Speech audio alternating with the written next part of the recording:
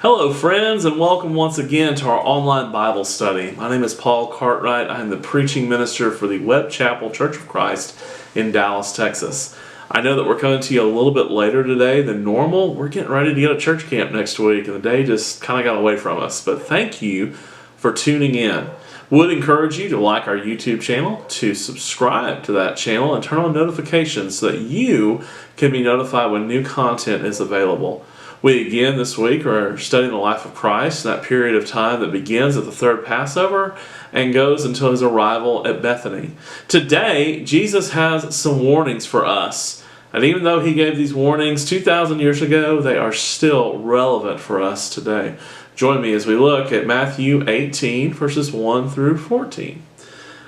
At that time, the disciples came to Jesus, saying, "Who is the greatest in the kingdom of heaven?" And calling to him a child, he put him in the midst of them, and said, "Truly, I say to you, unless you turn and become like a child, you will never enter the kingdom of heaven.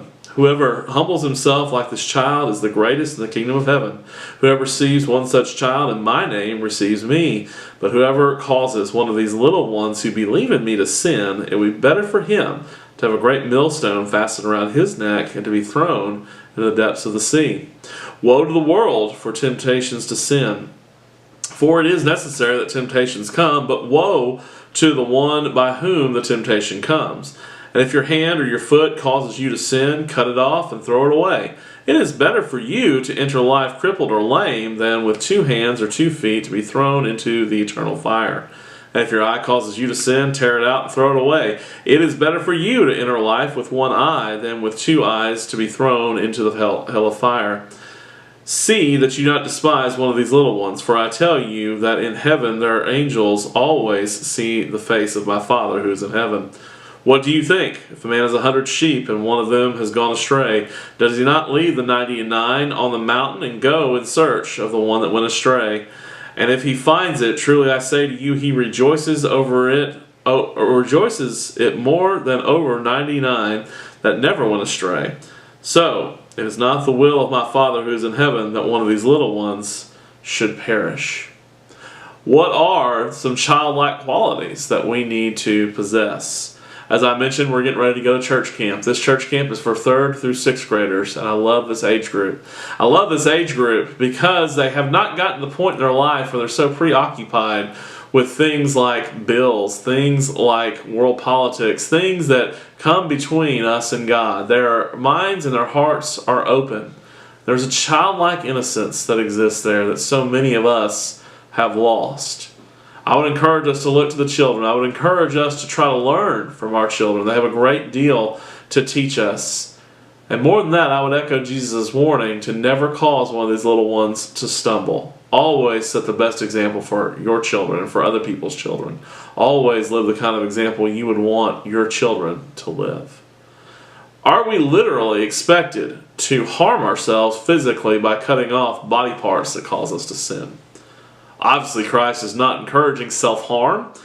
He is not encouraging us to hurt ourselves to prevent sin, because even if we cut off a hand or a foot, if there's not a change in heart, then we're not going to stop sinning.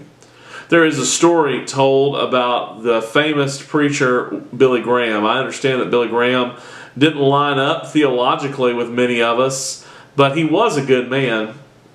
He was staying in a hotel room one time where there was a selection of programming that a good Christian person should not be watching.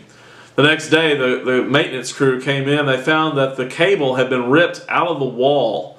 And there was a handwritten note with several $100s on the nightstand that said, "My soul is worth more than this," signed Billy Graham. The point of this is that Jesus doesn't expect us to hurt ourselves, but he does expect us to take our relationship with the Lord seriously.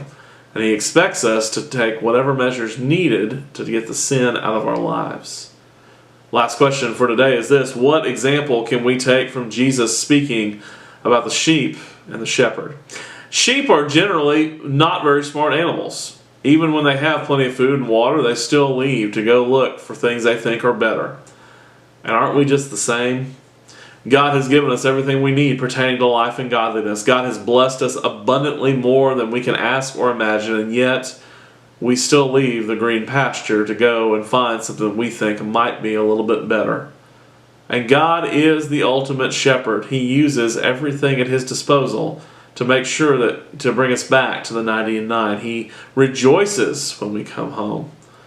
So, let's not give God reason to have to come after us. Let's enjoy what he has given us. Let's live in that pasture. Some might say that Christ was being harsh in all of this, but I believe that if you really love someone, that you're willing to have those tough conversations. And based on what we've read today, I believe that Christ loves us very, very much. I hope that you have found this message uplifting. I hope that it's something that will get you through your week. I would encourage you to share this with someone who is looking for God in their lives. I would encourage you to like our YouTube channel, to subscribe to that channel, and to turn on your notifications. I look forward to bringing you the next message I can, but until then, God bless you and have a wonderful day.